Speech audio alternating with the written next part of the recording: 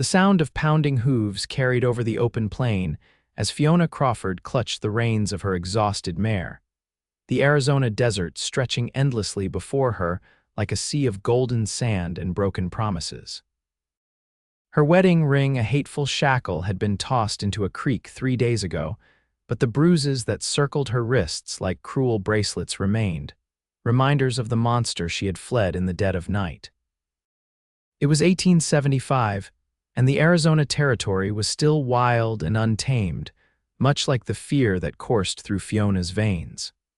Her white knuckles gripped the saddle horn as she urged her horse forward, ignoring the ache in her bones and the hollow feeling in her stomach. 3 days of hard riding had left her parched and weary, but the thought of returning to Richard Blackwood's care pushed her onward. The setting sun painted the sky in violent shades of orange and crimson, a beauty that Fiona might have appreciated if not for the desperate circumstances. Her honey-blonde hair, once neatly pinned beneath a fashionable bonnet, now whipped wildly about her face, tangled and dust-covered. The fine blue traveling dress she wore, one of the few possessions she had managed to take, was torn at the hem and stained with the evidence of her desperate escape. As darkness began to settle over the landscape, Fiona's mare stumbled, nearly sending her tumbling to the ground. The poor creature was at its limit, having carried her without proper rest since they'd fled Tucson. Fiona patted the horse's neck, guilt mingling with her fear. "Just a little further, girl," she whispered, though she had no destination in mind beyond away. The distant glow of firelight caught her attention, a pinprick of warmth in the growing darkness. Logic told her to avoid it. Any stranger could be a threat, or worse, someone who might recognize her as Richard Blackwood's runaway bride. But her mare was failing, and without shelter, the desert night would show no mercy to either of them. With little choice, Fiona steered toward the light, her heart pounding against her ribs as the outline of a small ranch came into view. A modest cabin stood sentinel over a corral and barn, the entire property encircled by a rough-hewn fence that spoke of hard work and self-sufficiency. As she approached, a man emerged from the shadows, rifle in hand. Tall and broad-shouldered, he stood with the easy confidence of someone who knew this harsh land intimately. His face was partially obscured by the brim of his hat, but Fiona could make out the sharp line of his jaw, covered in several days' worth of stubble. "That's far enough," he called, his voice deep and steady. "State your business." Fiona pulled her exhausted horse to a stop, acutely aware of how vulnerable she was.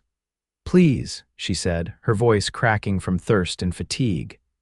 "My horse needs rest, and she swayed in the saddle, her vision suddenly swimming with black spots. The last thing she remembered was the sensation of falling and strong arms catching her before she hit the ground. When Fiona awoke, she was lying on a narrow bed in a sparsely furnished room. Panic seized her as she bolted upright, her eyes darting wildly around the unfamiliar space.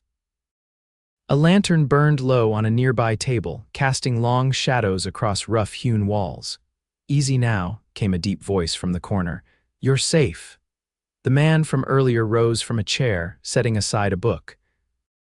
In the better light, she could see him clearly tanned skin weathered by sun and wind, dark hair that curled slightly at the nape of his neck, and eyes the color of a summer storm. He wasn't handsome in the conventional, polished way of city men, but there was something compelling about the quiet strength in his features. "Where am I?" Fiona asked, instinctively drawing the blanket higher. "Willow Creek Ranch, my ranch." He moved slowly, as if aware that sudden movements might frighten her. "I'm Lucas Harrington." "Fiona," she replied, deliberately omitting her married name. "Fiona Crawford." Lucas nodded, accepting the introduction without question. "Your horse is resting in the barn. She was nearly done in." He poured water from a pitcher into a tin cup and offered it to her. "You weren't in much better shape yourself." Fiona accepted the water gratefully, drinking deeply before asking, "How long have I been asleep?" "About 14 hours. It's past noon now." He studied her with eyes that seemed to see more than Fiona was comfortable revealing. "You were running from something or someone." It wasn't a question, but Fiona flinched nonetheless. "I should go," she said, setting the cup aside and moving to stand. Her legs immediately betrayed her, buckling beneath her weight. Lucas caught her arm, steadying her without presumption. "Your horse needs at least another day of rest, and so do you." He released her once she was seated again. "I don't know what trouble you're in, Miss Crawford, and I won't ask. But you're welcome to stay until you're strong enough to move on." The kindness in his voice nearly undid her. After months of Richard's cruelty, genuine compassion felt almost foreign. Fiona bit her lip, fighting back tears that threatened to expose her weakness. "Thank you," she managed, her voice barely above a whisper. Lucas nodded once. "There's stew warming on the stove. I'll fetch you a bowl." He paused at the door. "No one will harm you here. You have my word on that." As he left, Fiona released a breath she hadn't realized she was holding. For the first time in days, no, months, she felt the knot of terror in her chest loosen slightly. She was still in danger, still a fugitive from a marriage that had become a prison, but for this moment, in this place, she was safe. The next morning, Fiona awoke to the sounds of life on a working ranch, the distant lowing of cattle, the neigh of horses, the clank of metal tools. She had slept deeply, dreamlessly, her body reclaiming some of the strength that fear and flight had stolen. Lucas had given her his bed, insisting on taking the small trundle in the corner of the main room. The cabin was modest but meticulously maintained, with sturdy furniture that spoke of practicality rather than fashion. Sunlight streamed through clean windows, illuminating a home that, while simple, radiated a sense of peace that Fiona found achingly unfamiliar. She dressed quickly in her travel-worn clothes, finger combing her tangled hair as best she could. The bruises on her wrists had faded to a sickly yellow, and she tugged her sleeves down to cover them before venturing out of the bedroom. The main room was empty, but a pot of coffee sat warming on the stove, and a plate of biscuits waited on the table, covered with a cloth. Beside it lay a folded piece of paper with her name written in a strong, masculine hand. "Miss Crawford," it read. "Help yourself to breakfast. I'm tending to the north pasture and will return by midday. Make yourself at home. Lucas Harrington." The simple courtesy of it, the respect implied in leaving her to her own devices rather than hovering or demanding explanations, brought a lump to Fiona's throat. Richard had controlled her every movement, monitored each word she spoke, punished any hint of independence. After a breakfast that tasted better than anything she'd had in weeks, Fiona found herself restless. Sitting idle had never suited her, even before her marriage had taught her that stillness could be dangerous. Spotting a basket of mending by the fireplace, she settled into a chair and began repairing a torn shirt, finding comfort in the familiar rhythm of needle and thread. She was so absorbed in her task that she didn't hear Lucas return until his shadow fell across her work. "You didn't have to do that," he said, removing his hat as he entered. Fiona looked up, startled. "I wanted to repay your kindness at least a little." Lucas studied her for a moment, his expression unreadable. "Are you feeling stronger today?" "Yes, thank you," she set aside the mending. "I should check on my horse." "Already done. She's recovering well."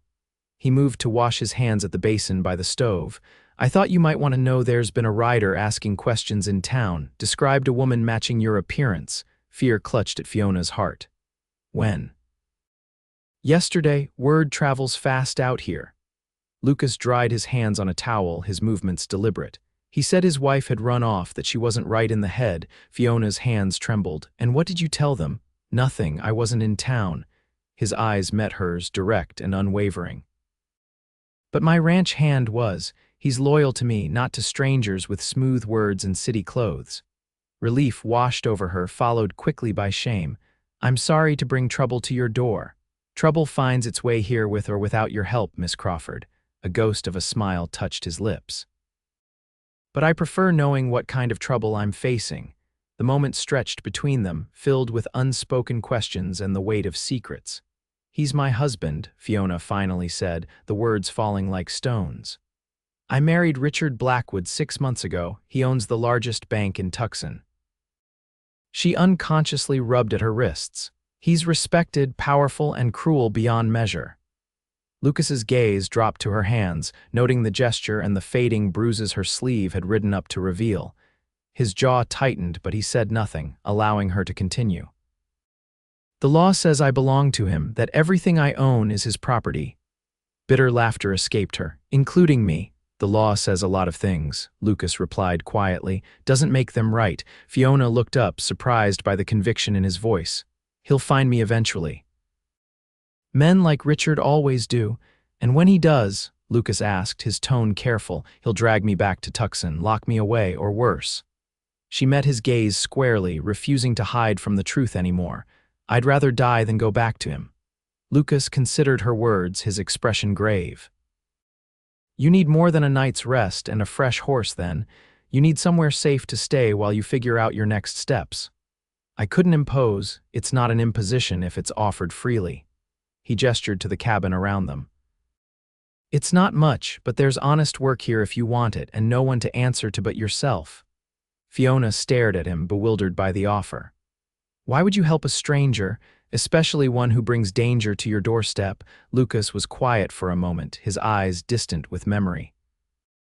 I've seen what happens when good people have nowhere to turn. He looked at her again, his gaze steady. Stay, Miss Crawford, at least until you're strong enough to make a real choice about where to go next. The offer hung between them, unexpected and overwhelming in its simplicity. No demands, no conditions, just sanctuary when she needed it most. Thank you, she whispered, the words inadequate for the gift he was offering. I accept. The days that followed settled into a rhythm that felt both strange and comforting to Fiona. Lucas's ranch was isolated enough that news traveled slowly, giving her a buffer of safety she hadn't dared hope for.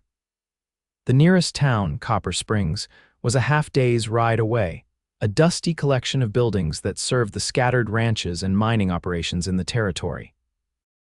Lucas worked from dawn until dusk, managing his modest herd of cattle with the help of a single ranch hand, Miguel Reyes, a quiet man in his 40s who treated Fiona with respectful distance. The two men spent long days in the saddle, returning tired and dusty as the sun set. Fiona found her own ways to contribute. Years of managing her father's household before his death had taught her efficiency and resourcefulness.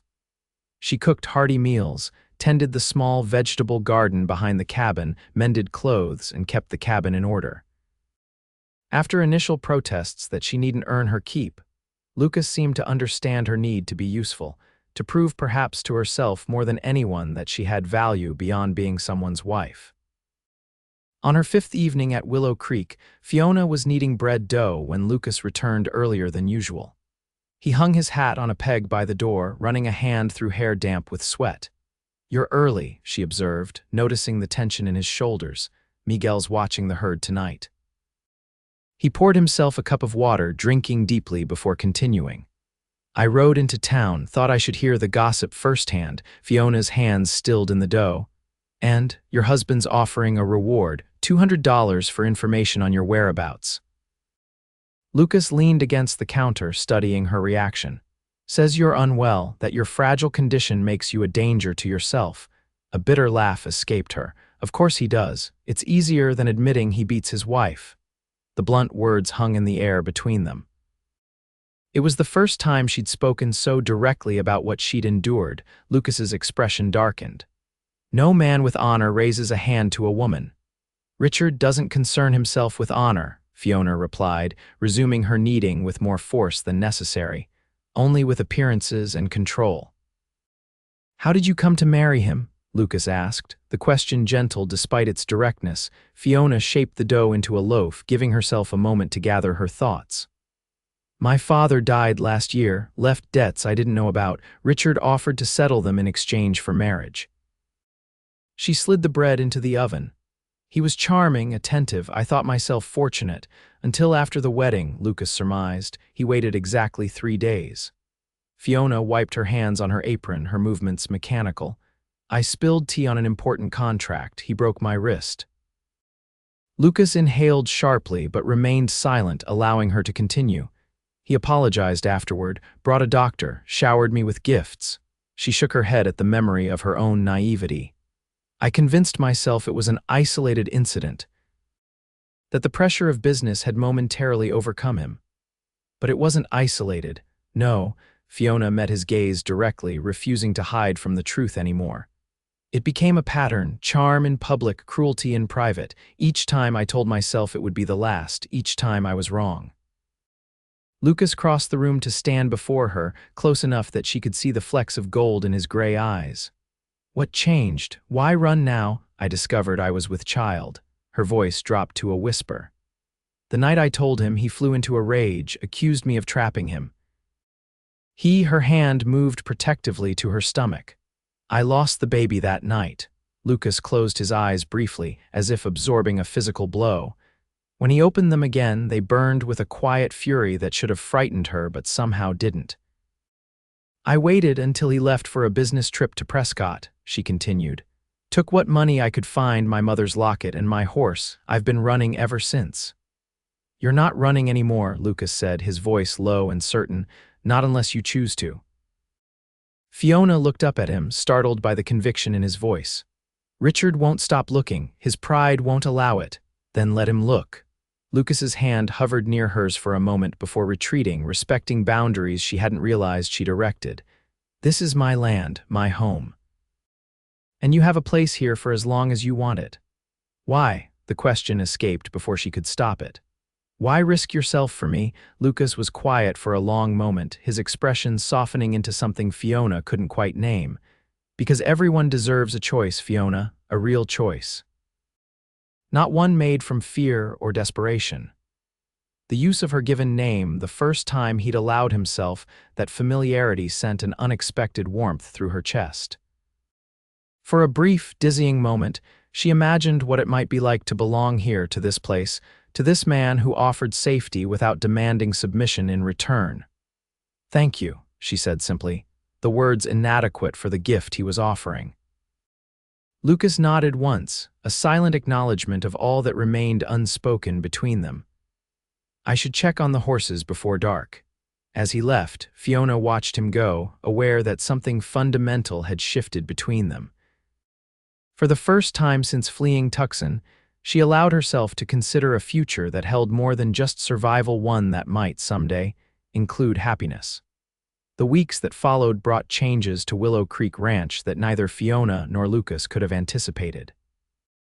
The cabin, once merely functional, became a home under Fiona's care.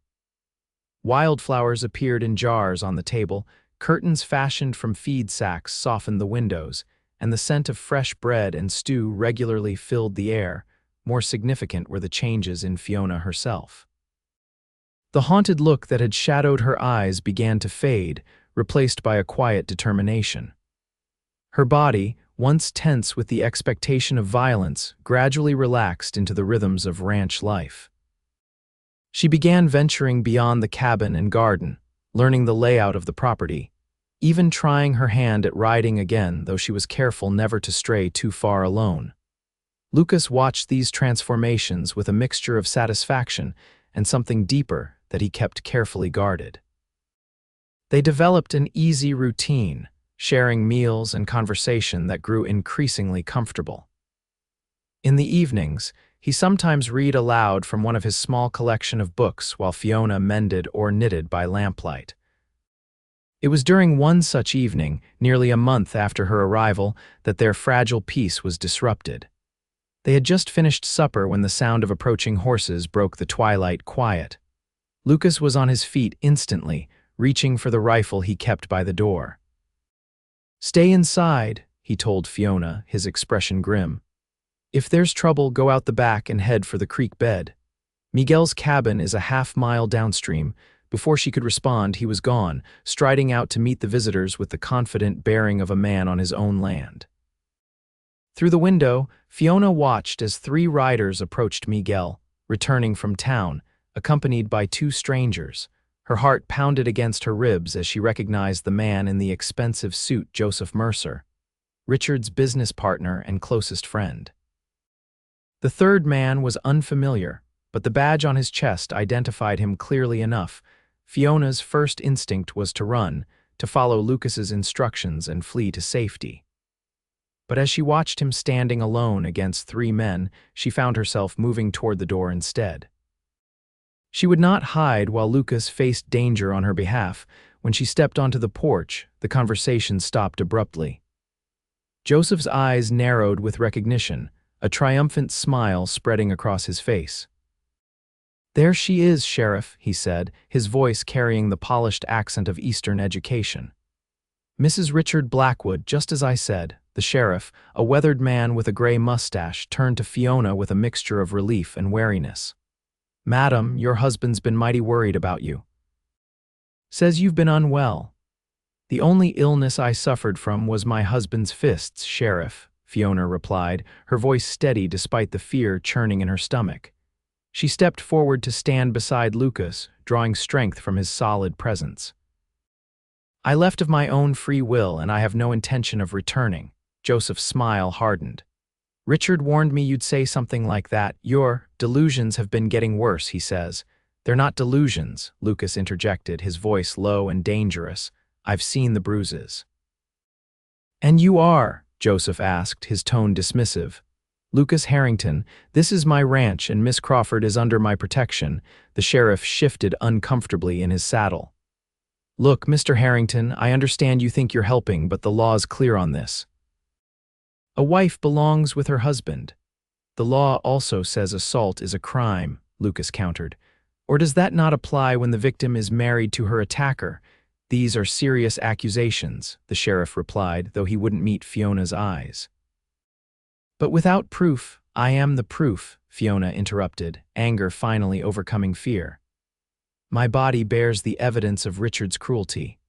Would you like me to show you the scars, Sheriff, the places where bones were broken and improperly set?" An uncomfortable silence followed her words. Miguel, who had remained silent throughout the exchange, moved his horse subtly, positioning himself to block any easy approach to the cabin.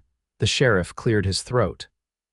"Mrs. Blackwood, my name is Fiona Crawford," she corrected firmly. "I no longer acknowledge Richard Blackwood as my husband. Be that as it may, madam, I have a legal obligation to inform you that Mr. Blackwood has filed papers declaring you mentally incompetent. He's been granted legal authority to make decisions on your behalf." The sheriff at least had the decency to look uncomfortable. "I'm here to escort you back to Tucson, where a doctor will evaluate your condition." "That's convenient," Lucas said, his voice tight with barely controlled anger. "A man beats his wife, she runs away, so he has her declared insane." Joseph straightened in his saddle. "These are serious allegations against one of Tucson's most respected citizens. Without evidence, I have evidence," Fiona interrupted. She turned to the sheriff. "In my saddlebag, there's a journal. I've documented everything: dates, witnesses, the nature of my injuries. I may not have been thinking clearly when I married Richard, but I've been painfully lucid ever since." The sheriff hesitated, clearly torn between his duty and his conscience. "Sheriff Donovan," Lucas said, his tone softening slightly, "all I'm asking is that you look at her evidence before making a decision. If you still believe she should return to Tucson after that, we'll discuss it further." The older man sighed heavily. "All right, show me this journal." As Fiona went to retrieve it, she heard Joseph's angry protests, quickly silenced by the sheriff. When she returned, the tension in the yard was palpable. She handed the small leather-bound book to Sheriff Donovan, her hands remarkably steady. "It's all there," she said quietly. "Everything he did. Everything he said. Names of servants who saw my injuries, dates when the doctor was called." The sheriff flipped through the pages, his expression growing increasingly troubled. Joseph shifted impatiently in his saddle. "This proves nothing," he snapped. "The ravings of a disturbed mind." "Shut up, Mercer," the sheriff interrupted, his voice hard. He looked up at Fiona, his eyes reflecting a new understanding. "Did anyone else see these entries? Anyone who can verify you wrote them when you claim, not just recently?" "My maid, Consuela Martinez. She helped tend my wounds several times." Fiona met his gaze steadily. "And Dr. Thomas Wilson treated me on 6 separate occasions. He knows the truth, though Richard always insisted my injuries were from falls or accidents." The sheriff closed the journal and handed it back to her. Miss Crawford, I can't ignore these allegations, but I also can't simply dismiss Mr. Blackwood's legal petition." He scratched his chin thoughtfully. "Here's what I propose. I'll return to Tucson and speak with Dr. Wilson personally. If what you've written has merit, I'll petition the judge to review the competency ruling. And in the meantime, Lucas asked, still positioned protectively near Fiona. Officially, I never found her, the sheriff replied, giving Joseph a hard look. I followed a lead that didn't pan out. Joseph's face flushed with anger. This is outrageous. You're exceeding your authority. No, son, I'm exercising my judgment, Donovan cut him off. And my judgment says something isn't right about this situation. He turned back to Fiona. I can't promise anything, Miss Crawford, but I'll look into this properly. Thank you, Sheriff, she said, relief making her voice tremble slightly. Joseph glared at them all. Richard won't stand for this. He has friends in territorial government, connections, then he'd best hope those connections can explain away the evidence in that journal, the sheriff interrupted firmly. Now we're losing daylight, time to head back to town. Joseph looked as if he might argue further, but something in the sheriff's expression made him reconsider. With a final venomous glance at Fiona and Lucas, he yanked his horse around and spurred it into a trot, heading back toward town. The sheriff lingered a moment longer. I'll do what I can, but you should know Blackwood is a powerful man. Even if these allegations prove true, the law tends to favor husbands in these matters. He shifted uncomfortably. You might want to consider moving on, somewhere beyond Arizona territory. With that sobering advice, he tipped his hat and followed after Joseph, leaving Fiona and Lucas standing in the gathering dusk. Miguel approached them, leading his horse. I am sorry, he said, his accent thickening with emotion. They were waiting when I arrived in town. I could not shake them. You did right bringing them here, Lucas assured him. Better to face them directly than wonder when they'll appear. When Miguel had gone to tend his horse, Lucas turned to Fiona. She expected to see anger or fear in his expression, but instead found a calm resolve that steadied her own racing heart. He's right, she said quietly. I should leave. Richard won't stop looking, and now I've put you in his path. Is that what you want? Lucas asked, his voice gentle. To keep running, Fiona looked around at the ranch that had become her sanctuary, at the man who had offered protection without demanding anything in return. For the first time in years, she allowed herself to acknowledge what she truly wanted.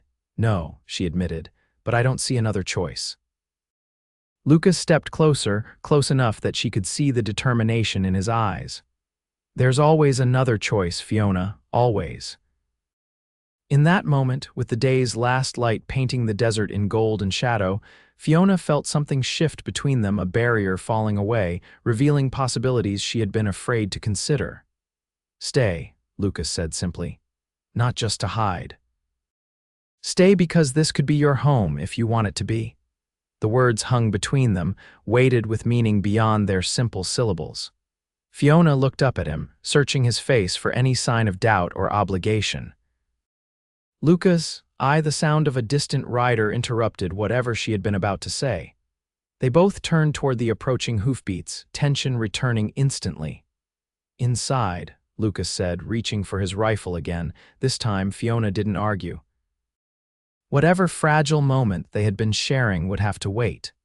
The reality of her situation, of the danger she had brought to Willow Creek, could not be wished away with words alone. As she stepped back into the cabin, Fiona resolved that whatever happened next, she would not allow Lucas to suffer for his kindness. Even if it meant giving up the first place that had felt like home since her father died. The rider approaching Willow Creek proved to be neither threat nor salvation, but something in between. Jeb Turner, a local rancher whose property bordered Lucas's to the east, had come with news and a warning. Blackwood's man is staying at the hotel in town, Jeb reported, accepting a cup of coffee at Lucas's kitchen table.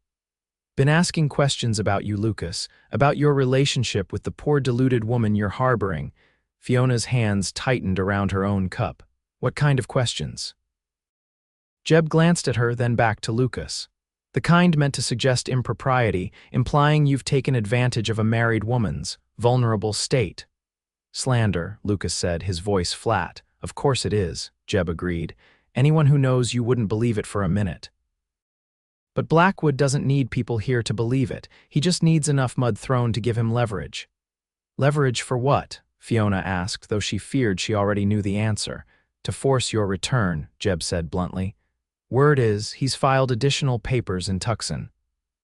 Claims you were coerced to leave, manipulated by.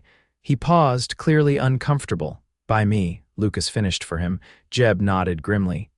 He's petitioning the court to send federal marshals, not just the local sheriff. The news landed like a physical blow. Fiona had known Richard would use every weapon at his disposal, but she hadn't anticipated he would target Lucas so directly. When? Lucas asked, his expression betraying nothing of what he must be feeling. Soon, days, not weeks. Jeb drained his coffee. I thought you should know. The whole valley's talking. Most folks are on your side, but, he shrugged, law's the law and Blackwood has money to make sure it bends his way. After Jeb departed, a heavy silence fell over the cabin. Fiona stood by the window, watching the darkness gather outside, feeling the walls of her temporary freedom closing in. I won't let him take you back, Lucas said finally, his voice cutting through the quiet. Fiona turned to face him. You may not have a choice. If the marshals come with federal papers, there's always a choice, Lucas interrupted, echoing his words from earlier. He crossed the room to stand before her, close enough that she could see the determination in his eyes. We could leave, head north maybe, or California. We. Fiona whispered, caught by the implication, if you want. His voice softened. I won't pretend this isn't complicated, Fiona, or that I understand everything you've been through, but I do know that when you came here, something changed, for both of us.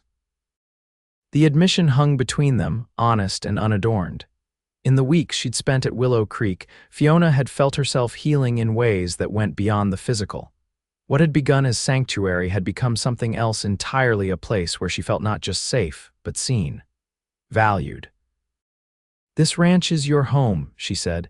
Your life's work. I can't ask you to abandon it because of my troubles.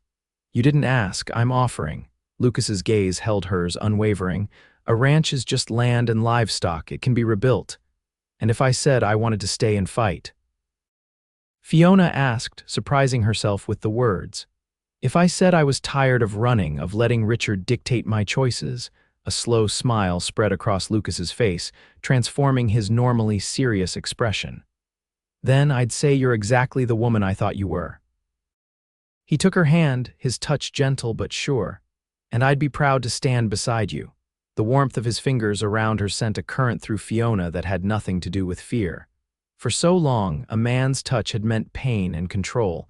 Lucas's touch offered only support and choice. It won't be easy, she warned. Richard has money, influence, and we have the truth, Lucas finished. Plus a few resources he might not expect. What do you mean? Lucas's expression turned thoughtful. Before I bought this ranch, I worked as a lawman in Colorado. I still have friends in that world, men who believe in justice more than money or influence. Hope, that dangerous and fragile emotion Fiona had almost forgotten, flickered to life within her chest. You think they could help? I think it's worth finding out. Lucas squeezed her hand gently. But Fiona, you need to be sure. Standing your ground means facing Richard again, testifying about what he did to you. It won't be easy. The thought sent a chill through her, but it was quickly replaced by a steely resolve. Richard had taken so much from her security, her dignity, her child. She would not let him take her future as well. I'm sure, she said, her voice stronger than she'd expected. I want to reclaim my life, Lucas, not just run from what was, but build something new. The look he gave her, then a mixture of admiration and something deeper, made her breath catch. Slowly, giving her every chance to pull away, Lucas raised his free hand to her cheek, his thumb brushing lightly over her skin. Then that's what we'll do, he murmured. Together. In that moment, with his touch gentle on her face and his eyes reflecting the lamplight, Fiona felt something she had thought lost forever. Hope, yes, but also the first stirrings of a different kind of feeling. One that had nothing to do with fear or obligation and everything to do with choice. When he lowered his head, she rose to meet him, their lips touching in a kiss that held both promise and question. It was brief, almost tentative, yet it sent warmth flooding through her that chased away the chill of uncertainty. When they parted, Lucas rested his forehead against hers. "Whatever happens next," he said quietly, "remember that you are not alone in this, not anymore." For the first time since she'd fled Tucson in the dead of night, Fiona truly believed it. The following days passed in a flurry of activity as Lucas and Fiona prepared for the confrontation they knew was coming. Lucas sent Miguel to deliver messages to his former colleagues in law enforcement, calling in favors and requesting information that might help their case. Fiona continued documenting her experiences in her journal, forcing herself to revisit painful memories to ensure every detail was recorded. 4 days after Jeb's warning, a letter arrived from Sheriff Donovan. Lucas read it aloud as they sat at the kitchen table, the late afternoon sun streaming through the windows.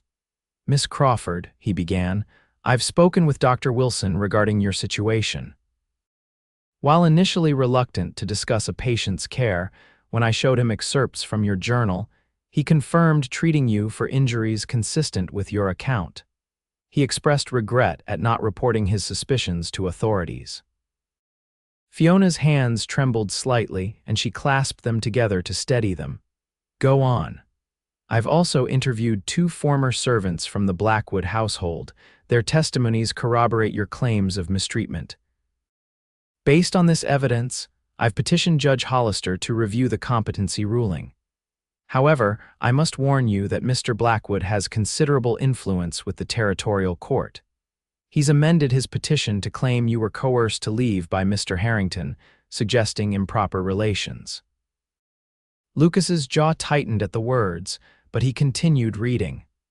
"Federal marshals are expected to arrive within the week with orders to return you to Tucson. My jurisdiction is limited in this matter, but I believe you should have the opportunity to present your evidence before Judge Hollister directly. If you're willing to return to Tucson voluntarily to testify, I will personally guarantee your safety during the proceedings." The letter concluded with the sheriff's assurances that he would do everything in his power to ensure a fair hearing, but the underlying message was clear. Time was running out. "What do you think?"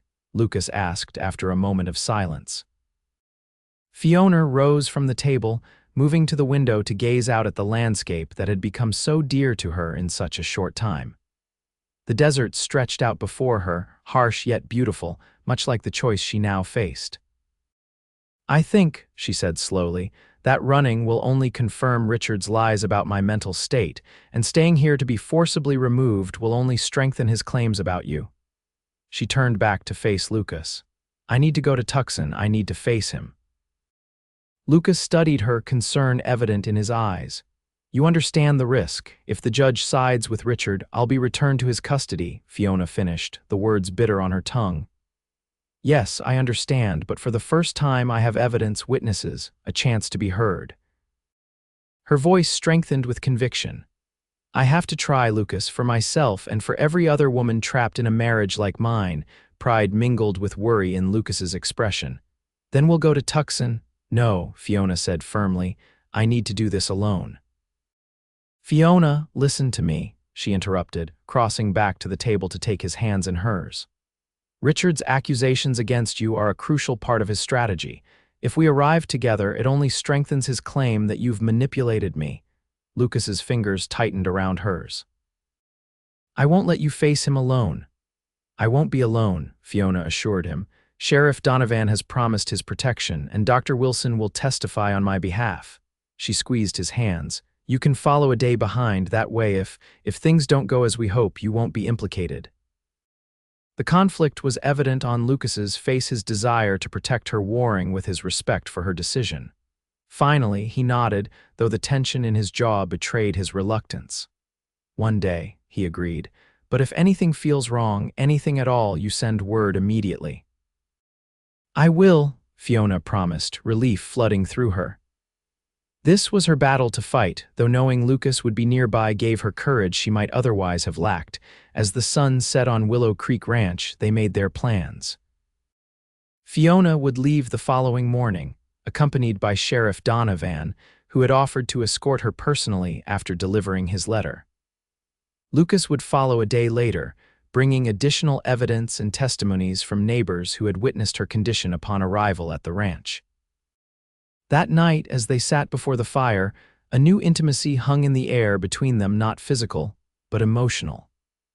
The barriers that had kept them cautious with each other had fallen away, replaced by a partnership forged in shared purpose and growing affection. "When this is over," Lucas said quietly, watching the flames dance in the hearth, "whatever the outcome, I want you to know something." Fiona looked up from her mending, catching the serious note in his voice. "What is it? These weeks with you here, they've changed things, changed me." He met her gaze, his eyes reflecting the firelight. "I've lived alone a long time, never thought much about what I was missing until you came along." The simple honesty of his words touched something deep within Fiona. "Lucas, let me finish," he said gently. "I'm not asking for promises. Not now, with everything unsettled, but when this is over, when you're truly free to choose your path without fear or obligation." He paused, seeming to gather his courage. "I hope you'll consider making Willow Creek part of that path, not as a refuge, but as a home." The implication was clear, though delicately offered. He was proposing a future, not demanding it, not presuming it, but offering it as a choice she could freely make. Fiona set aside her mending and moved to sit beside him on the hearth. Tentatively, she reached for his hand, still marveling at how different it felt to touch a man without fear. "I can't make promises either," she said softly. "Not until I know I'm truly free to keep them, but Lucas." She looked up at him, allowing him to see the feelings she'd been carefully guarding. "If I could choose any future right now, it would be one that includes this place. And you." The smile that transformed his face was like sunrise breaking over the desert, warm and full of promise. Slowly, giving her every opportunity to pull away, he leaned toward her. Their lips met in a kiss more certain than their first, a seal on words that, while not quite promises, held the weight of intention. When they parted, Lucas kept her hand in his. "Then let's make sure you get that choice," he said, his voice rough with emotion. "Whatever it takes." As they sat together before the fire, hands entwined and hearts aligned in purpose, Fiona allowed herself to truly believe in the possibility of a future beyond fear, a future she would fight for with everything she had. The journey to Tucson was a study in contrasts for Fiona. The landscape remained the same rugged beauty she had fled through weeks earlier. But where that journey had been marked by terror and desperate flight, this return was undertaken with purpose and resolve. Sheriff Donovan proved a respectful escort, maintaining a companionable silence when she needed it and offering straightforward conversation when she didn't. They arrived late on the second day, the town's familiar outlines bringing a surge of anxiety that Fiona fought to control. Tucson had grown rapidly in recent years, its streets and buildings representing progress and opportunity to many. To Fiona, they had become the boundaries of an elegant prison. "We'll go directly to Judge Hollister's chambers," Donovan informed her as they rode down the main street. "He's agreed to meet us tonight, before word of your return spreads." Fiona nodded gratefully, pulling her shawl closer around her face. The last thing she wanted was to encounter Richard before she'd had a chance to present her case to the judge. Judge Ezekiel Hollister's office was located in a sturdy brick building that housed the territorial court. Despite the late hour, lights burned in the windows, indicating he awaited their arrival. The judge himself was a surprise to Fiona, younger than she'd expected, perhaps in his early 40s, with keen eyes that assessed her thoughtfully as Sheriff Donovan made the introductions. "Mrs. Blackwood," he began. "Miss Crawford," Fiona corrected firmly. "I no longer acknowledge that name." A flicker of interest crossed the judge's face. "Very well, Miss Crawford. I understand you wish to contest your husband's petition regarding your mental competency." "I do, Your Honor." Fiona met his gaze directly. "And I have evidence that the petition was filed maliciously to conceal the true nature of my departure from my husband's home." "Serious allegations," Hollister remarked, gesturing for them to be seated. "Sheriff Donovan has shared some of this evidence with me already. I'd like to hear your account directly." For the next hour, Fiona spoke without interruption, detailing the progression of Richard's abuse, the isolation he had imposed, and the final brutal attack that had cost her the child she carried. She presented her journal, along with letters from Dr. Wilson confirming her injuries and statements from former servants of the Blackwood household. When she finished, the judge was silent for several long moments, his expression grave. "Miss Crawford, I appreciate your candor," he said finally. "The evidence you've presented is compelling and deeply troubling. However," he leaned forward, his tone regretful, "I must inform you that legally your position remains precarious." "Because I'm a married woman," Fiona stated, the bitter reality one she had already acknowledged. "Precisely. Under current law, a husband has extensive rights over his wife's person and property." Hollister sighed, removing his spectacles to rub the bridge of his nose. "That said, the law does not condone abuse, regardless of marital status." Hope flared in Fiona's chest. "Then you'll dismiss the competency ruling?" "I can suspend it pending a formal hearing," the judge clarified. "But I must warn you, Mr. Blackwood will contest this vigorously. He's already amended his petition to include allegations against Mr. Harrington, claiming he coerced you away and has compromised your virtue." Despite having anticipated this, the words still stung. "Lucas Harrington offered me sanctuary when I had nowhere else to turn. Nothing improper has occurred between us." Judge Hollister studied her face, seeming to weigh the truth of her words. "Be that as it may, the implication alone could damage your credibility with certain members of the court. Mr. Blackwood is well respected in Tucson business circles." "And I am merely his wife," Fiona said, unable to keep the edge from her voice.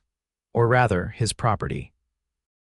To her surprise, a hint of sympathy crossed the judge's features. "Not all of us view marriage in such terms, Miss Crawford. The law evolves slowly, but it does evolve." He straightened, his manner becoming more formal. "I'll schedule a hearing for the day after tomorrow. Until then, you'll remain under Sheriff Donovan's protection." Relief washed through Fiona, tempered by the knowledge that this was only the first skirmish in what promised to be a difficult battle. "Thank you, Your Honor." As they left the judge's chambers, Sheriff Donovan led her to a small hotel on the outskirts of town, modest but clean, and most importantly, not one that Richard frequented. "I'll post a deputy outside your door tonight," he assured her as they entered the lobby. "No one will disturb you." Fiona thanked him, gratitude for his unexpected allyship overwhelming her momentarily. As she settled into her room, exhaustion from the journey and the emotional toll of recounting her experiences washed over her. Yet beneath the fatigue was a current of determination stronger than any she had felt before. For the first time, she was fighting back rather than merely fleeing. The outcome remained uncertain, but the act of standing her ground brought its own kind of freedom. As she drifted towards sleep, her thoughts turned to Lucas. By this time tomorrow, he would be on the road to Tucson, bringing additional testimonies to support her case. The knowledge that he would soon be nearby brought comfort as she faced what promised to be the most challenging days of her life. Morning brought unwelcome news. Sheriff Donovan arrived at Fiona's room just after sunrise, his expression troubled. "Richard knows you're in town," he said without preamble. "One of the court clerks must have talked. He's demanding to see you immediately, claiming concern for your well-being." Fiona's hands trembled slightly as she fastened her shawl. "What did Judge Hollister say?" He's holding firm on the hearing date, but Donovan hesitated. "Blackwood's brought Dr. Elias Green into this, claims he's been treating you for nervous disorders for months." The name sent a chill through Fiona. Dr. Green was known for his theories about women's mental fragility and had been a frequent dinner guest at the Blackwood home. She had always found his gaze unsettling, his manner condescending. "Dr. Green never treated me for anything," she said firmly. "He's Richard's friend, not my physician." "I figured as much," Donovan nodded, "but his testimony carries weight. We need to get you somewhere safer until the hearing. Blackwood's men have been watching this hotel since dawn." They slipped out through the kitchen, where the sympathetic owner, a widow who had known Fiona's father, provided a hooded cloak for disguise. Donovan led her through back alleys to a modest house on the edge of town, introducing her to his sister, Martha, a stern-faced woman whose expression softened when she learned Fiona's situation. "You'll stay here until the hearing," Martha declared, showing her to a small bedroom. "My brothers told me what that man did to you. No one will find you under my roof." The day passed in tense anticipation. Fiona worked with Sheriff Donovan to prepare her testimony, trying to anticipate Richard's arguments and formulating responses. By evening, word came that Lucas had arrived in Tucson, but was keeping his distance as planned, staying with an old friend on the outskirts of town. The knowledge that he was near brought both comfort and anxiety. If Richard discovered Lucas's presence before the hearing, it would only strengthen his claims of impropriety. On the morning of the hearing, Fiona dressed with care in a simple blue dress Martha had lent her, modest and dignified, with none of the expensive flourishes Richard had insisted upon. She wanted the court to see her as she truly was, not as the ornament Richard had tried to make her. The courthouse was crowded when they arrived, news of the unusual case having spread throughout Tucson. Fiona kept her head high as whispers followed her progress down the aisle, refusing to show the fear that still coiled in her stomach at the thought of facing Richard again. He was already seated at the front of the courtroom, immaculately dressed as always, his handsome features arranged in an expression of concerned dignity. Beside him sat Joseph Mercer and Dr. Green, along with a lawyer Fiona recognized as Thomas Worthington, one of the territory's most expensive legal minds. Judge Hollister entered, and the proceedings began with formal introductions. Worthington spoke first, presenting Richard's petition with eloquent gravity. "Your Honor, this is a deeply private matter that Mr. Blackwood wished to resolve without public spectacle," he began. "His only concern is for his wife's well-being, following a tragic miscarriage. Mrs. Blackwood has suffered increasingly erratic behavior, culminating in her flight from home while Mr. Blackwood was away on business." Fiona listened, her nails digging into her palms as Worthington painted a picture of Richard as the devoted husband, heartbroken by his wife's delusions and desperate to provide her with proper care. "Furthermore," Worthington continued, "we have reason to believe Mrs. Blackwood's vulnerable state was exploited by Lucas Harrington, a man of questionable character who has kept her isolated at his remote ranch for weeks. The nature of their relationship raises serious concerns about Mrs. Blackwood's moral condition as well as her mental state." When it was Fiona's turn to speak, she rose on legs that felt surprisingly steady. The courtroom seemed to hold its collective breath as she faced the judge. "Your Honor," she began, her voice clear and unwavering, "everything Mr. Worthington has said is a carefully constructed lie designed to conceal the true reason for my departure from the Blackwood home." She opened her journal, but found she didn't need it. The truth that had been buried beneath fear and shame for so long now flowed from her with quiet certainty. "I left because Richard Blackwood regularly beat me. I left because when I told him I was carrying his child, he flew into such a rage that his violence caused me to lose that child. I left because I believed and still believe that staying would eventually result in my death." A murmur ran through the courtroom. Richard's expression remained impassive, but Fiona saw the dangerous flash in his eyes, the look that had always preceded his worst outbursts. One by one, she presented her evidence. Dr.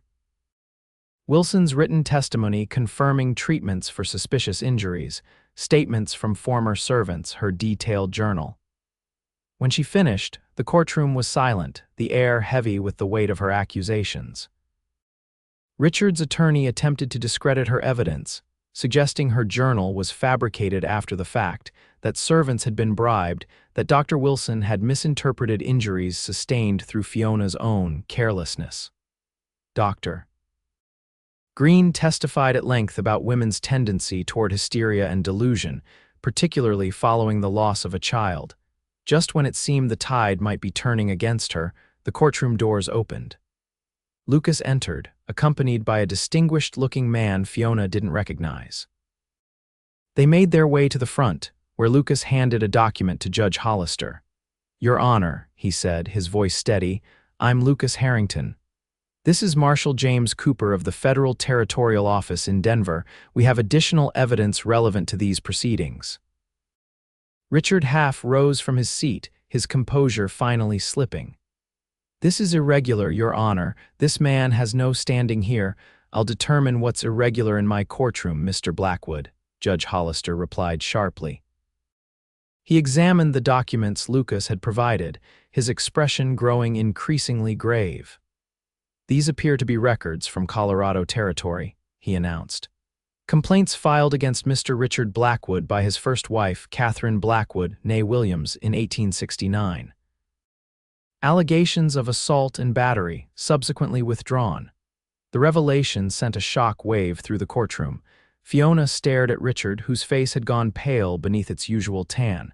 "Catherine died of fever in 1870, Richard said tightly. "These allegations were the product of the same illness that eventually took her life. Delusions, Your Honor, nothing more. Perhaps," Marshal Cooper spoke for the first time, his voice carrying the weight of authority, "but I found it interesting that Mrs. Catherine Blackwood was treated for broken ribs and a fractured jaw 3 times in the year before her death. Coincidentally, all during her husband's business trips, when there were no witnesses to how she sustained these injuries." Richard's lawyer was on his feet, objecting strenuously to the introduction of irrelevant and prejudicial information. As legal arguments flew back and forth, Fiona caught Lucas's eye across the courtroom. The steadiness of his gaze anchored her amid the chaos. When order was finally restored, Judge Hollister cleared his throat. "I've heard enough to make a preliminary ruling," he announced. "The petition declaring Mrs. Blackwood mentally incompetent is hereby suspended pending a full investigation into these new allegations." Relief washed through Fiona, though she knew this was far from over. Richard's expression had hardened into something dangerous, his eyes never leaving her face. "Furthermore," the judge continued, "given the serious nature of Miss Crawford's claims and the supporting evidence, I am issuing a temporary order of protection. Mr. Blackwood is to have no contact with his wife until this matter is resolved." As the judge outlined the terms of his ruling, Fiona felt a weight lifting from her shoulders. It wasn't complete freedom, not yet, but it was the first official acknowledgement that her words held truth, that her experience mattered. The courtroom began to empty, spectators buzzing with the drama they had witnessed. Richard rose, conferring intensely with his lawyer, his back rigid with barely controlled fury. Fiona turned away, not wanting him to see the relief on her face. Lucas approached, keeping a respectful distance that wouldn't fuel further gossip. "You were magnificent," he said quietly, "brave beyond words." Before she could respond, Sheriff Donovan joined them. "Best get you both out of here," he said in a low voice. "Blackwood's not a man who takes defeat well." As they moved toward the side exit, Fiona heard Richard's voice behind her. "This isn't over, Fiona, not by a long measure." She turned, meeting his gaze directly for the first time since entering the courtroom. The man who had once terrified her now seemed smaller somehow, his power diminished by exposure to the light of truth. "For me it is," she replied, her voice steady. "You have no claim on me anymore, Richard, not on my body, not on my mind, and certainly not on my future." With that, she turned away, walking out of the courthouse with her head high. The battle wasn't fully won, but for the first time since she'd fled into the desert weeks ago, Fiona felt not just safe, but triumphant. The aftermath of the hearing brought changes both immediate and gradual. Judge Hollister's temporary order gave Fiona legal protection from Richard, though the broader question of her marriage remained unresolved. For now, she was neither fully married nor legally divorced, an unusual limbo that reflected the complexity of her situation. Lucas's friend Marshal Cooper remained in Tucson, his federal authority providing additional security as the investigation into Richard's past and present conduct continued. New witnesses came forward, emboldened by Fiona's testimony, a former maid from the Colorado household, a stable boy who had seen Richard strike Fiona behind the carriage house, even the young clerk from Richard's bank who had noticed Fiona's bruises and Richard's too tight grip on her arm during public appearances. 2 weeks after the hearing, Fiona sat with Lucas on the porch of Martha Donovan's house, where she had continued to stay for safety. The evening was pleasant, the air cooling after another scorching day. They had fallen into a pattern of these evening conversations, careful to maintain propriety with Martha always nearby, yet finding in each other's company a peace that both treasured. "Marshal Cooper thinks the investigation will be concluded within the month," Lucas said, leaning back in his chair. "Dr. Wilson has provided additional records, and they've located the physician who treated Catherine in Denver." Fiona nodded, her fingers absently tracing patterns on the arm of her chair. "And then what happens?" Then Judge Hollister makes his final ruling. Lucas studied her profile in the fading light. "The evidence is overwhelming, Fiona. I believe he'll grant your petition for divorce." The word hung between them, divorce, with all its social implications and freedoms. For a woman in 1875, divorce meant scandal, whispers, often ostracism. It also meant independence, the legal right to own property, to make her own decisions, to build a new life. "And if he does?" she asked quietly. "What then?" Lucas shifted in his chair to face her more directly. "That depends on you, on what you want."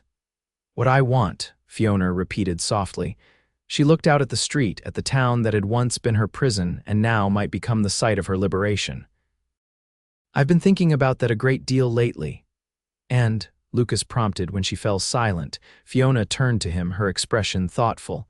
"When I first came to your ranch, I was running away from something. I never thought about what I might be running toward." She smiled slightly. "Now I find myself thinking of Willow Creek not as a hiding place, but as a beginning."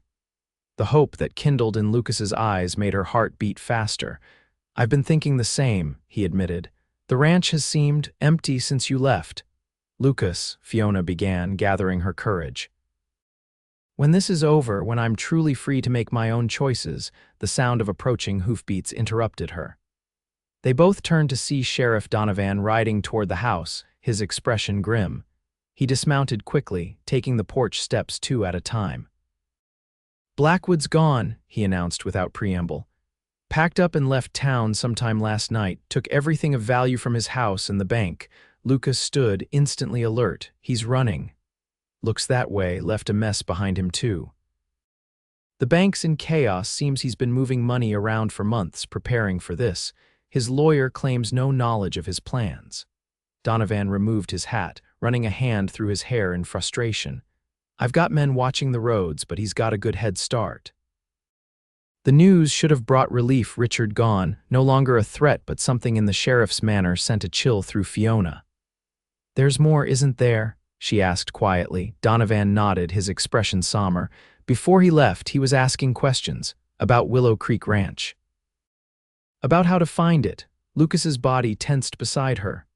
"Miguel," he said, his voice tight with concern for his ranch hand who was watching the property in their absence. "I've already sent riders," Donovan assured him, "but if Blackwood left during the night?"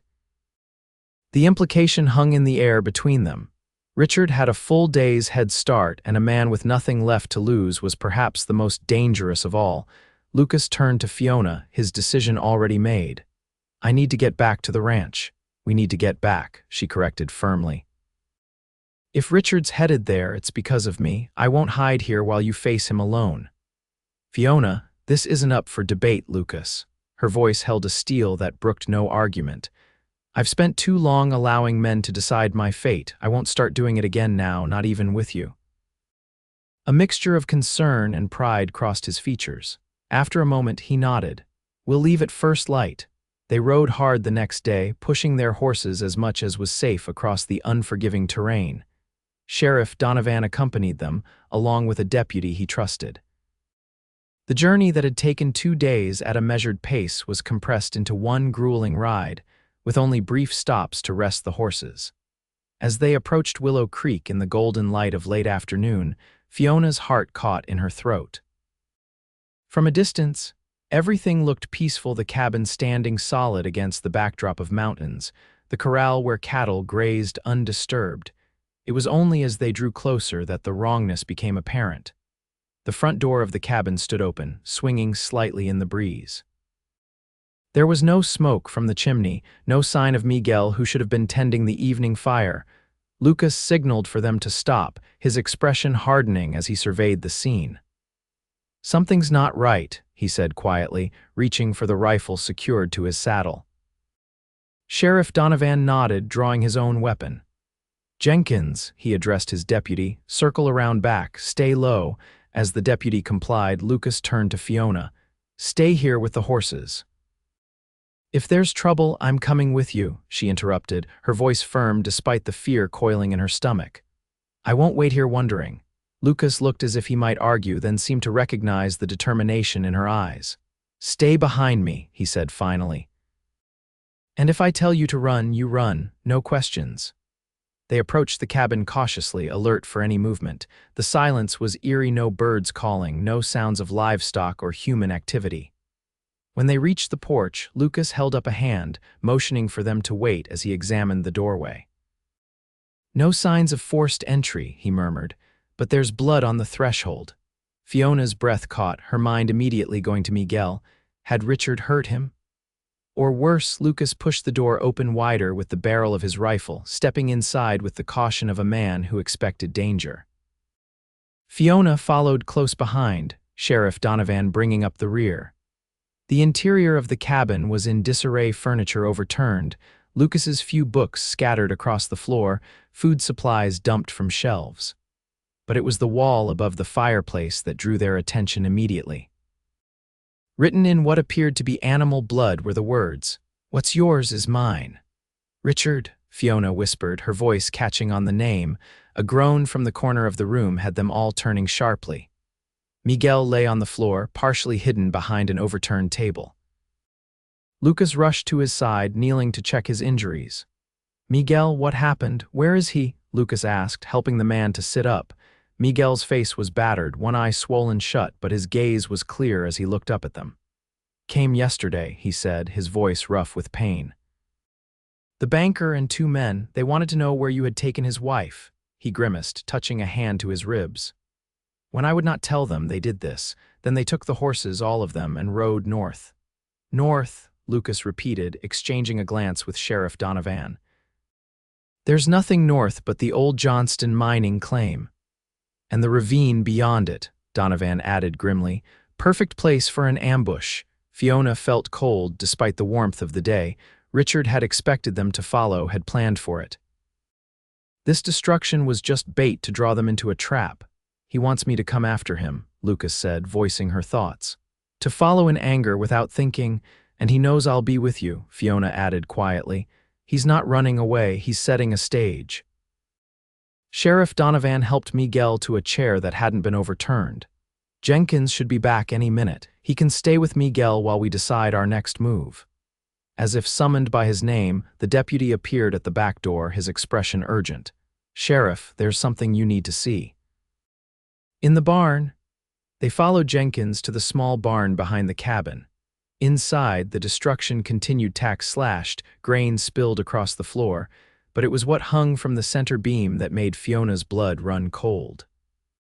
Her wedding dress, the elaborate gown Richard had commissioned from San Francisco, hung like a grotesque puppet, stuffed with straw to create a human shape. A crude face had been painted on a flour sack serving as the head, and around the neck was the rope of a hangman's noose. Beneath it lay Lucas's spare clothing, arranged in the shape of a man, a kitchen knife driven through where the heart would be. The message was unmistakable. "He's not just angry," Fiona said, her voice steadier than she felt. "He's completely unhinged." Lucas stared at the macabre display, his expression hardening into something Fiona had never seen before, a cold fury that transformed his usually warm features. "We don't follow his script," he said finally, turning away from the scene. "We don't play his game. What do you suggest?" Sheriff Donovan asked. "We wait," Lucas replied. "Let him sit up there watching the trail, growing more frustrated by the hour. Meanwhile, we send for Marshal Cooper. This isn't just about Fiona anymore. Richard's committed multiple crimes now: assault, destruction of property, theft of livestock. And threatened murder," Fiona added quietly, unable to tear her gaze from the hanging effigy of herself. Lucas moved to her side, gently turning her away from the grisly tableau. "He won't touch you," he promised, his voice low and fierce. "Not ever again." As they walked back to the cabin, Fiona felt a strange calm settle over her. Fear was still there, but it was different now, not the paralyzing terror that had driven her to flee Tucson, but a clearer, sharper emotion that heightened her senses rather than dulling them. Richard had always counted on her fear, had used it to control her, to keep her submissive. But in this moment, with Lucas beside her and the truth of Richard's madness exposed for all to see, Fiona found that fear transforming into something else entirely: determination. "He won't wait forever," she said as they re-entered the cabin. "When we don't come after him, he'll come to us." Lucas nodded, already moving furniture to create a defensible position. "That's what I'm counting on, but this time it will be on our terms, not his." As night fell over Willow Creek Ranch, they prepared for the confrontation they knew was coming. The deputy had been sent to fetch Marshal Cooper and additional lawmen from Tucson, but it would be at least a day before help arrived. Until then, they would have to rely on their own resources and wits.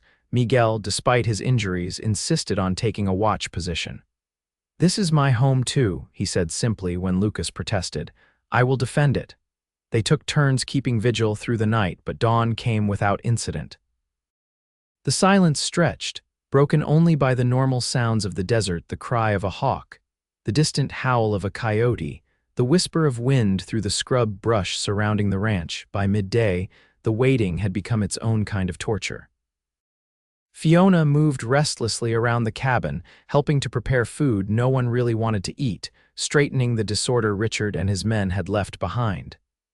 "He's playing with us now," she said finally, setting down the book she'd been attempting to reshelve. "Making us wait, imagining what he might do." Lucas looked up from cleaning his rifle. "It's a tactic. He wants us unsettled, anxious."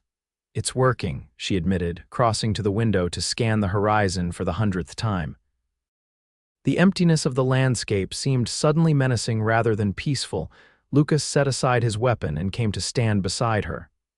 "Fiona," he said quietly, "I need to ask you something, and I need you to be honest with me."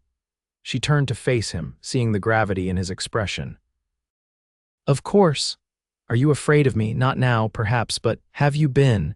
Even for a moment, the question caught her off guard. "Afraid of you? Why would you ask that? Because of what you've been through? Because Richard's violence has taught you to fear men's strength, men's anger?" His eyes searched hers, looking for truth. "I need to know if anything I've done has ever made you feel unsafe." Understanding dawned, and with it a rush of emotion so powerful it nearly overwhelmed her. This man who had opened his home to her, who had defended her against Richard, who had respected her choices at every turn, he was worried that he might have inadvertently caused her fear. "No," she said firmly, reaching for his hand. "Never, not for a single moment." She squeezed his fingers, willing him to believe her. "You've shown me that strength can protect rather than harm, that anger can be controlled, channeled into justice rather than cruelty." Her voice softened. "You've shown me what a good man looks like, Lucas. And in doing so, you've helped me remember what I deserve." Relief crossed his features, followed quickly by something deeper, more profound. "Fiona," he began, his voice rough with emotion, "when this is over," the sound of approaching horses cut him off. They both turned toward the window, tension returning instantly. "3 riders," Lucas said, reaching for his rifle. "Coming fast from the north."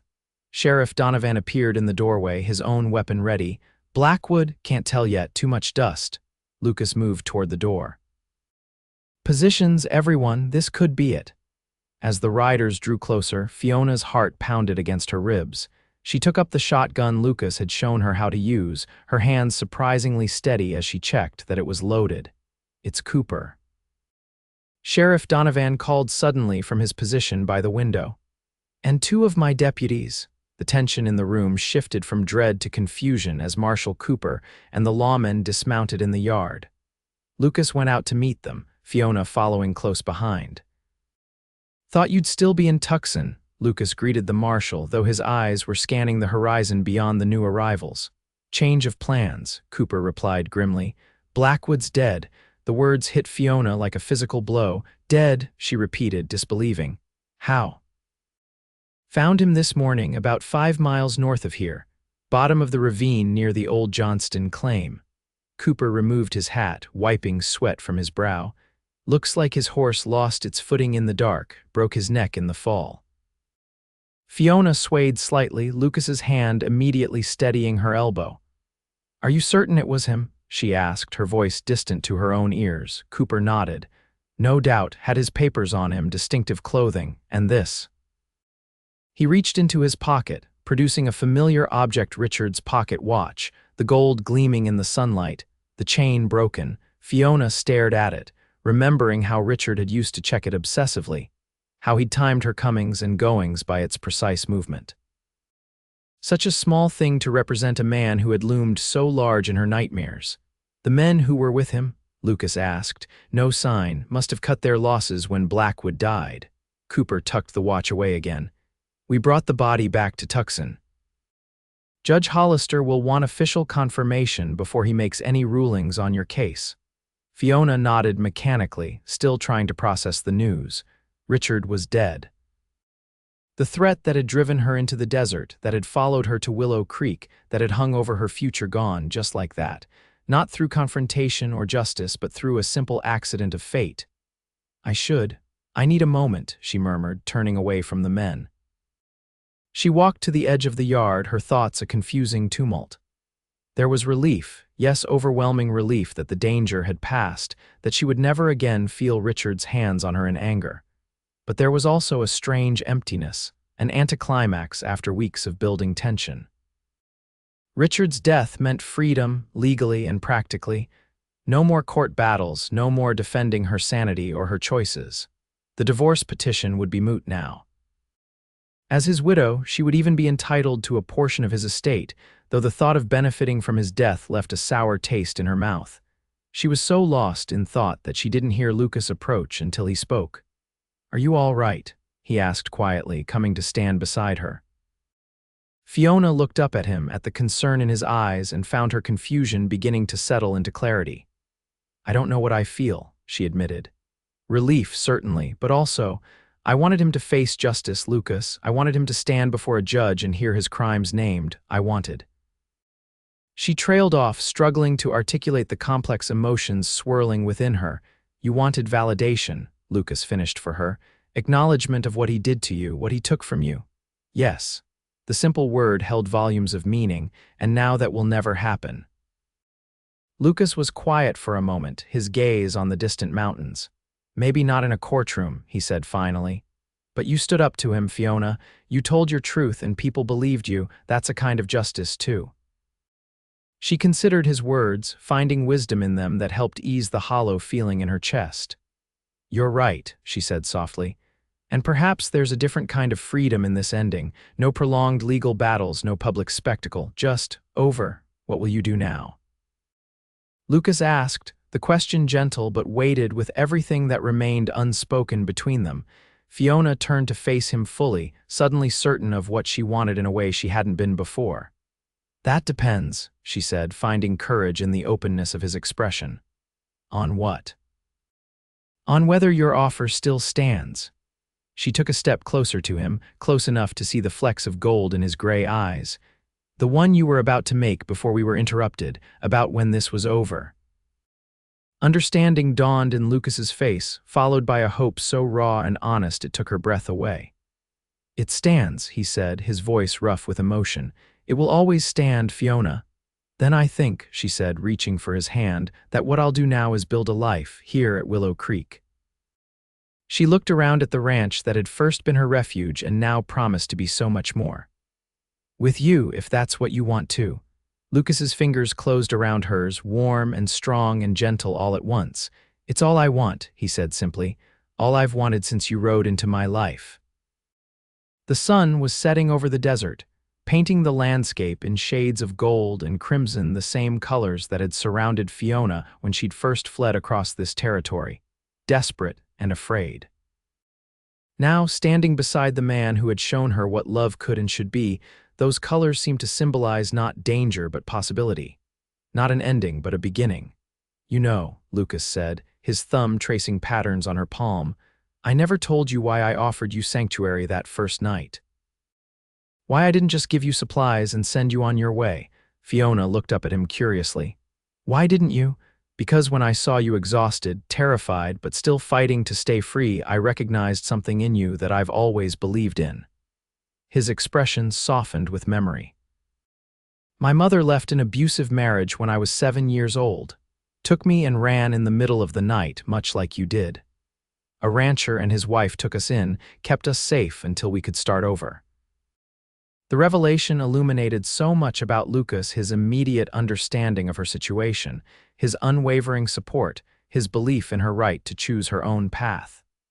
She always told me, he continued, that helping us wasn't a burden to them, it was a choice they made gladly. He squeezed her hand gently. When you came to Willow Creek, I made the same choice, and Fiona, you have never been a burden, not for a single day.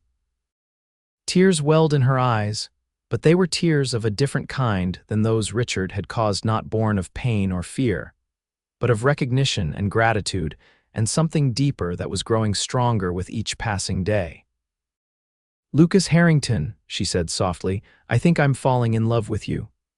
The smile that transformed his face was like sunrise breaking over the desert. Then we're both falling in the same direction, he replied, drawing her closer. And I, for one, have no intention of stopping. When his lips met hers, Fiona felt the last shadows of her past receding. Here, in this place with this man, she wasn't running from something anymore. She was running toward a future built on respect and kindness and, yes, love. A future she was finally free to choose. 1 year later, Willow Creek Ranch looked much the same to the casual observer: the sturdy cabin, the corral, the barn, but to those who knew it well, the changes were significant. The garden behind the cabin had expanded, now bursting with vegetables and herbs. Curtains fluttered at windows that had once been bare. A rocking chair sat on the porch, positioned to catch the sunset over the mountains. Inside, the transformation was even more apparent. Shelves lined one wall, filled with books that hadn't been there before. A quilt in shades of blue and green covered the bed that Lucas and Fiona now shared as husband and wife. And in the corner of the main room stood a cradle, lovingly carved by Lucas's hands, awaiting the child that would arrive with the spring. The legal aftermath of Richard's death had been complex but ultimately liberating.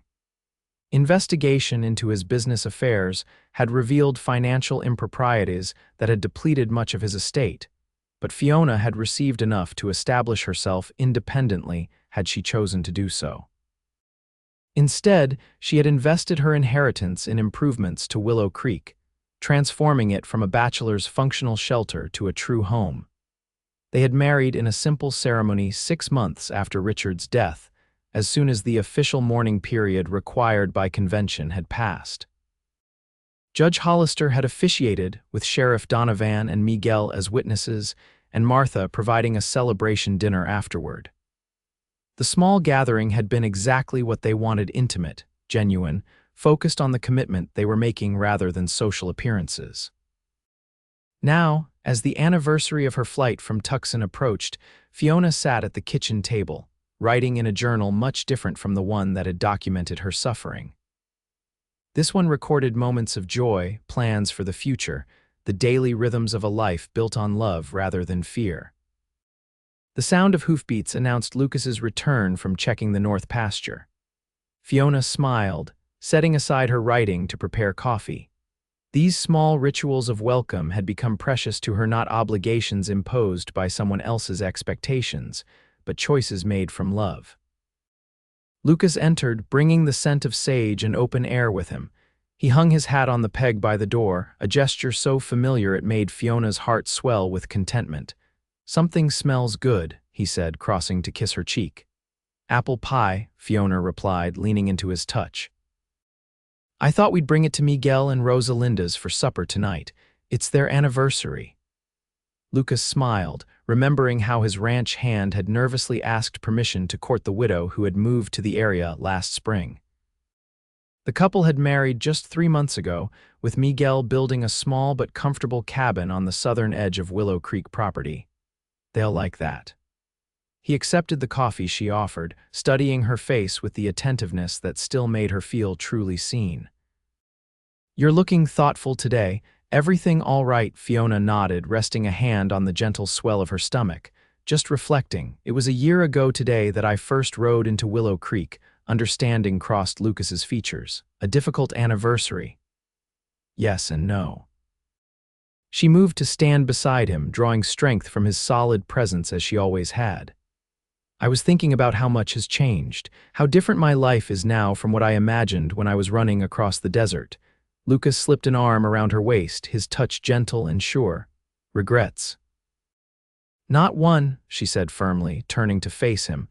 Every choice that led me here, even the painful ones, brought me to you, to us.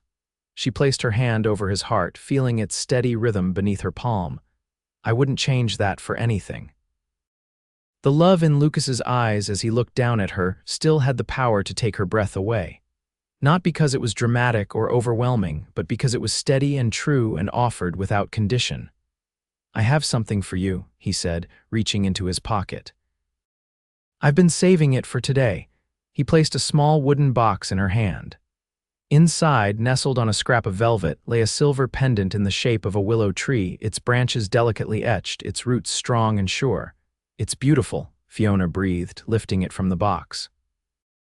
I had it made in Tucson last month. Lucas took it gently from her fingers, moving behind her to fasten it around her neck. The silversmith asked what it symbolized. I told him it represented shelter that becomes home, safety that becomes freedom. Fiona touched the pendant where it rested against her skin, moved beyond words by the thoughtfulness of the gift and all it represented. A year ago, Lucas continued, you came here looking for refuge. You found it, but you also brought something to Willow Creek that had been missing. He turned her to face him, his expression earnest. You brought life, Fiona, purpose, joy. We brought those things to each other, she corrected softly, reaching up to touch his face. And we'll pass them on to our child. Lucas's hand covered hers where it rested on her growing belly, his touch reverent.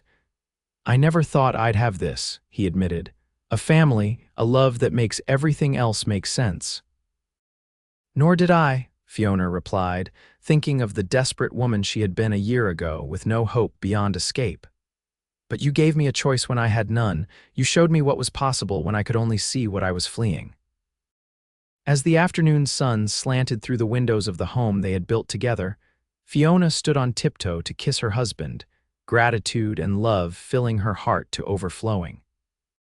The journey that had brought her to Willow Creek had begun in terror and desperation, but it had led to this moment of perfect certainty, to a life where she was valued not for her obedience or ornamental qualities, but for herself. Lucas had once told her that she was his choice, not his burden.